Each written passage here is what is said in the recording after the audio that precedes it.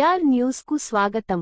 Reporter M Durgarao, BR Ambedkar, Konaseema జిల్లా, రామచంద్రపురం నియోజకవర్గం, మండల న్యాయ సేవాధికారి సంస్థ, రామచంద్రపురం వారి ఆధ్వర్యంలో మేస్మా ఆఫీసు రామచంద్రపురం వారి సహకారంతో న్యూ మోడ్జల్ క్యాంపు జరుపబడినది.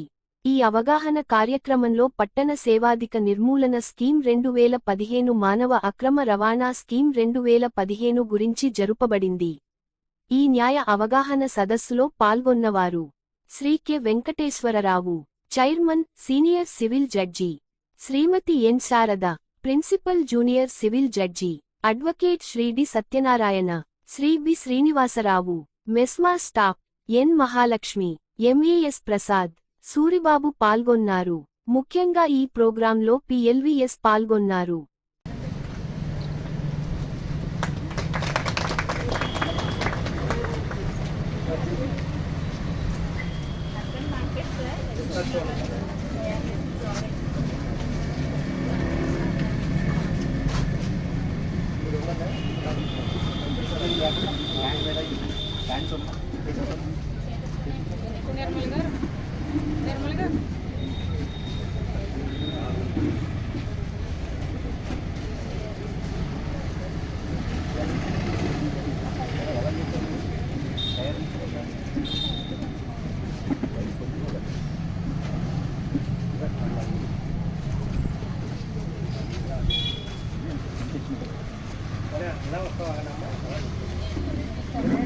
బ్యాక్ వచ్చాను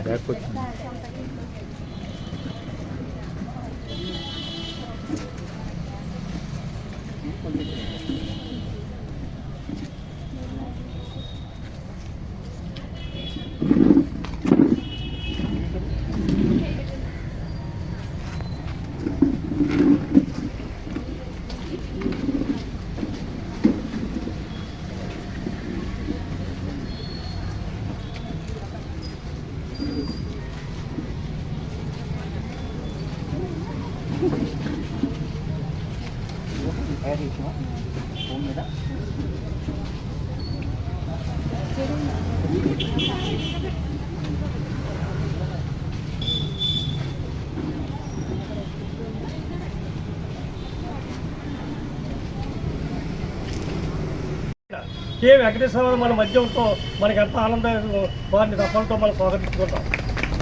అదేవిధంగా మరి జూనియర్ సివిల్ జడ్జి గారైన గౌరవనీయులు ఆనరబుల్ మరి నిజాముల్ సారథి గారు, జూనియర్ సివిల్ జడ్జి గారు, వారు మన మధ్య ఉన్నది. వారిని గట్ట మన తప్పలతో స్వాగతించుకోవడం జరిగింది.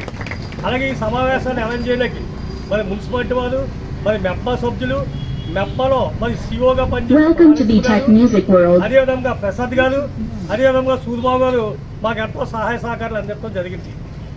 ఆ విధంగా మేము ఈరోజు ఈ కార్యక్రమాన్ని అరేంజ్ చేస్తున్నాం. ప్రసాద్ గారు రండి సార్. ఇవన్నీ తీసి వాళ్ళని మరి అలాగా కొన్ని విధాలుగా ఇబ్బందులు పెట్టడం జరిగింది. ఇవన్నీ మన పేపర్లో చెప్పాలి. వీటి మీద కట్ట టాస్క్ ఫోర్స్ వాళ్ళు కట్ట పోలీసు వాళ్ళు, అలాగే చట్టాలు ఎంత పనిచేసినా ఇంకా అక్కడక్కడ మనం చూస్తాం.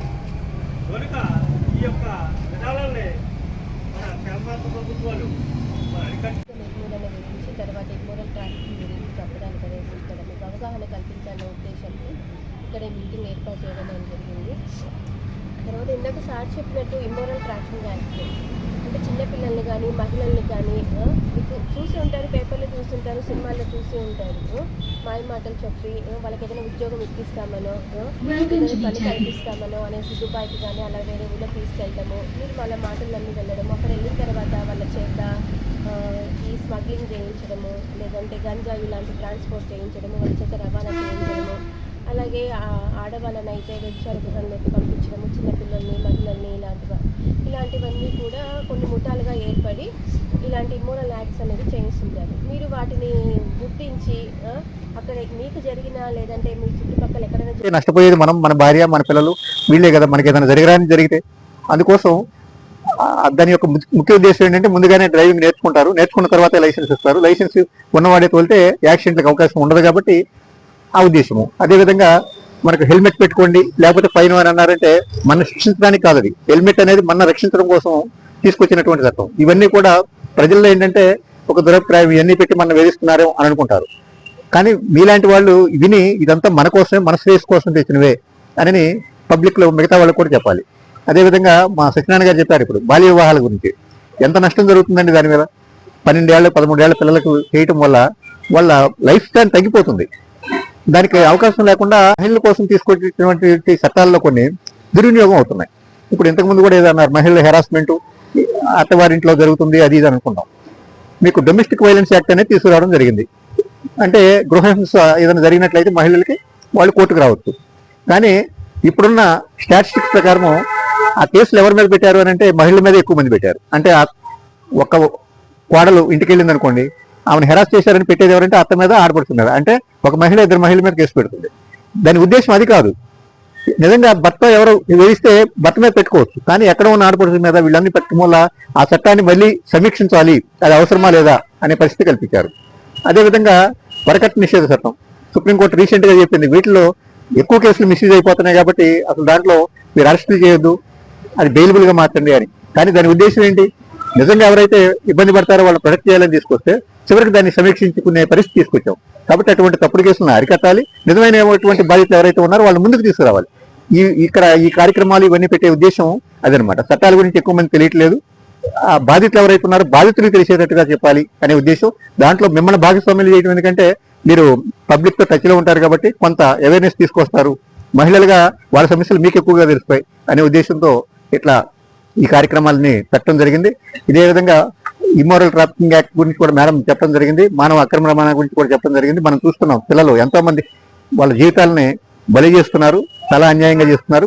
ప్రతి విషయంలో కూడా అటువంటిది మన దృష్టికి వస్తే ఎవరికి చెప్పాలి, ఎక్కడ చెప్పాలో తెలియదు. మీకు ఇప్పుడు లీగల్ సర్వీస్ అథారిటీ యాక్ట్ ప్రకారము భారతదేశంలో ఉన్నటువంటి మహిళలందరికీ కూడా ఉచిత న్యాయం అనేది ఉంది. దాన్ని ఎంతమంది ఉపయోగించుకోగలుగుతున్నారు? నిజంగా వాళ్ళు బాధల్లో ఉన్నట్టయితే ఎంతమంది మహిళ అయితే చాలు. మహిళ అంటే ఆమె కలెక్టర్ కూడా కావచ్చు, డిస్ట్రిక్ట్ కలెక్టర్ కావచ్చు, మినిస్టర్ కావచ్చు. నేను మహిళని కాబట్టి నాకు ఫ్రీగా నాకు న్యాయ సహాయం ఇవ్వండి అని అంటే కోర్టులు ఇచ్చి తీరాలి. మీరు కలెక్టర్ మీకెందుకు అనే మాట కోర్టు నుంచి రావడానికి లేదనమాట. మహిళ కాబట్టి ఖచ్చితంగా ఎంటైటిల్మెంట్ ఉంది. ఎస్సీ ఎస్టీ వీళ్ళంతా కూడా ఇర్రెస్పెక్టివ్, వాళ్ళకి ఎంత డబ్బన్నా ఉండండి, ఎస్సీ ఎస్టీ కేటగిరీ ఉన్నట్లయితే వచ్చి మాకు న్యాయవాదిని ఇవ్వండి అంటే మా న్యాయవాదులు చక్కగా సీనియర్ న్యాయవాదులు ఉన్నారు. సత్యనారాయణ గారు కానీ, శ్రీనివాస్ గారు కానీ చాలా మంది ఉన్నారు. వీళ్ళందరినీ కూడా మేము అపాయింట్ చేసి లీగల్ ఎయిడ్ ఇవ్వడం జరుగుతుంది. వాటిని ఉపయోగించుకోలేకపోతున్నారు చాలా మంది. కాబట్టి అటువంటి వాళ్ళందరికీ కూడా ఈ అవసరం ఎవరికైతే ఉంటుందో మీరు ఎడ్యుకేట్ చేయాల్సిన పరిస్థితి ఉంది. మీరు ఇంకా 10 మందికి చెప్పాలి. ఇప్పుడు మా వాళ్ళు మాకు వేరే మీటింగ్స్ అవి ఉండటం వల్ల మేము ఎక్కువ టైం ఇక్కడ గడపలేకపోతున్నాం. కానీ మా సత్యనారాయణ గారు కానీ, శ్రీనివాస్ గారు కానీ వీళ్ళు మీకు ఇంకా వివరంగా మిగతా చట్టాల గురించి కూడా చెప్తారు. ఒక ఆపద వస్తే ఎవరికి ఏ నెంబర్కి ఫోన్ చేయాలి ఆ నెంబర్స్ కూడా ఫర్నిష్ చేస్తారు, సత్యనారాయణ గారు చెప్తారు మీకు. ఆ నెంబర్స్ అన్ని నోట్ చేసుకొని మిగతా ఎక్కువ మందికి మీరు ఆ విషయాలు చెప్పాలి. అదేవిధంగా చాలా చట్టాల గురించి తెలియక అలా ఉండిపోతున్నారు. మనం మనిషి పుట్టినప్పటి నుంచి గిట్టే వరకు కూడా ప్రతిదీ కూడా చట్టాలతోనే ముడిపడి ఉంటుంది. కానీ మనం ఏమనుకుంటామంటే మనకి అవసరమే ఉందిలే అని అనుకుంటాం. అవసరం వచ్చినప్పుడు దానికి వెళ్ళామనుకోండి, అది దానివల్ల చాలా నష్టాలు జరుగుతాయి. ఉదాహరణకి బర్త్ సర్టిఫికేట్ కానివ్వండి, పుట్టినప్పుడు బర్త్ సర్టిఫికేట్ కావాలి, తర్వాత మ్యారేజ్ అయితే మ్యారేజ్ సర్టిఫికేట్ కావాలి, తర్వాత మనిషి చనిపోతే డెత్ సర్టిఫికేట్ కావాలి. ఇవన్నీ కూడా ఇన్ఫర్మేషన్ విత్ ఇన్ టైంలో ఇచ్చి మనం చేసుకున్నట్లయితే మనకు ఉపయోగపడతాయి. అలా కాకుండా కొంతకాలం వెళ్ళిన తర్వాత చేసామనుకోండి, బర్త్ సర్టిఫికేట్ కావాలి, విత్ ఇన్ 30 రోజుల్లోగా మనం కన్సర్న్ ఆ లోకల్ బాడీ పంచాయతీ కానివ్వండి, మున్సిపాలిటీ కానివ్వండి ఇచ్చినట్లయితే వెంటనే వాళ్ళు నోట్ చేస్తారు. మనకి జీవితంలో ఎప్పుడు కావాలన్నా సర్టిఫికేట్ తీసుకోవచ్చు. ముందు ఇన్ఫర్మేషన్ ఇవ్వాలి, దాన్ని రిజిస్టర్ చేయించాలి. అలా చేయలేదనుకోండి, అలా చేయకపోతే దానికి పెద్ద ప్రాసెస్. మళ్ళీ ఆర్డీఓ దగ్గరికి వెళ్ళాలి, ఎంఆర్ఓ దగ్గరికి వచ్చి ఎంక్వైరీ నడవాలి. ఎంక్వైరీ నడిచిన తర్వాత కొంతమందిని తీసుకురమ్మంటారు, ఆ స్టేట్మెంట్స్ తీసుకోవాలి. ఇవన్నీ తీసుకోవడానికి ప్రాసెస్ 6 నెలలు పట్టవచ్చు, సంవత్సరం పట్టవచ్చు. మనం 30 రోజుల్లో పోయేదాన్ని ఇన్ఫర్మేషన్ ఇవ్వని కాలంగా అది 6 నెలలు, సంవత్సరం కూడా టైం తీసుకునే పరిస్థితి. కానీ మనకు వచ్చే అవకాశాలు 6 నెలలు, సంవత్సరం అవుతాయంటే ఆగవు. ఆ విధంగా చాలా లేదనుకోండి, మళ్ళీ దీనికోసం అట్లా ఈ మధ్య రీసెంట్ గా చూసాం, దాదాపుగా 67,000 కోట్ల రూపాయలు అన్క్లెయిమ్డ్ అమౌంట్ బ్యాంకులో ఉండిపోయినాయి. అసలు 1000 కోట్లు అనమాట. ఇదే ఇటువంటి పరిస్థితి. ఒక 20,000, 10,000 ఉంటాయి. ఆ 20,000, 10,000 ఆ డెత్ సర్టిఫికేట్ తెచ్చి మనం వేసుకోవాలంటే అది ఖర్చు అయిపోతుందని వదిలేసి కూరుకున్నారు. కానీ 1000 కోట్లు అయిపోయినాయి. ఇటువంటి వాళ్ళు తెలియకపోవడం వల్ల చిన్న విషయం అనమాట. చనిపోయిన నెలలోగా వెళ్ళి ఎవరో ఉన్నారు అది చనిపోయాడని నేను సర్టిఫికేట్ తీసుకోగలిగితే దాని ప్రకారం మనం అప్లికేషన్ పెట్టుకుంటే అమౌంట్ డబ్బులు చేతికి వచ్చేస్తాయి. ఈ విధంగా చట్టాలు ఎన్ని ఉన్నప్పటికీ కూడా మనకు ఆ చట్టాల గురించి తెలియకపోతే అవి పేపర్ మీదే ఉండిపోతాయి తప్ప ఎవరికి కూడా ఉపయోగపడవు. గతంలో మనకు ఎప్పుడు కూడా జడ్జెస్ ఈ విధంగా వచ్చి మనకు షేర్ చేసిన సందర్భం లేదు. ఇప్పుడు ఎందుకు అని అంటే ఆ చట్టాల గురించి చెప్పాలి. ఇంకా ముఖ్య ఉద్దేశం ఏంటంటే కోర్టులకు వచ్చే వాళ్ళు ఎక్కువ మంది ద్వారా చట్టాలు దుర్వినియోగం అవుతున్నాయి. అవి వినియోగం కాకపోతే దుర్వినియోగం అవుతున్నాయి. ఎందుకు? మనకు అవసరం ఉంటుంది, 5,000 10,000 ఉంటుంది. ఈ 5,000 10,000 కోసం వాళ్ళు ఎంటీ చెక్ ఇవ్వమంటే ఎంటీ చెక్, ఎంటీ ప్రోనోట్ ఇవ్వమంటే ఎంటీ ప్రోనోట్ తీసేస్తున్నాం. దానికి ఏం చేస్తున్నారు? 5,000 పక్కన ఇంకో 2 సున్నాలు 0 పెట్టి 5 లక్షలకి ఇస్తున్నారు. కానీ కోర్టుకు వచ్చిన తర్వాత మీరు నిజమే కావచ్చు, కానీ 5,000 విత్ ఇన్ టైంలో ఇచ్చినట్లయితే కోర్టుకు రావాల్సిన అవసరం లేదు. ఇవ్వలేదు కాబట్టి మీ ఫాల్ట్ కాబట్టి అడుస్తున్నాడు. మీరు ఇచ్చిన డాక్యుమెంటే ఆధారం వాడికి. నేను లేదంటే 5,000 ఇచ్చానంటే దాంట్లో ఏం తెలుస్తుంది? ఖాళీ ప్రోనోటు 5,000 50,000 రాసినట్టే ఉంటుంది. కోర్టులు ఎప్పుడు కూడా అందుకే డాక్యుమెంట్ని బట్టే మేము తీర్పులు చెప్పాలి తప్ప మీరు ఓవరాల్గా నిజంగా ఇచ్చినప్పటికి కూడా చెప్పడానికి అవసరం లేదు, చెప్పే అవకాశం లేదు. ఆ డాక్యుమెంట్లు పక్కన పెట్టే అవకాశం కోర్టులకు ఉండదు.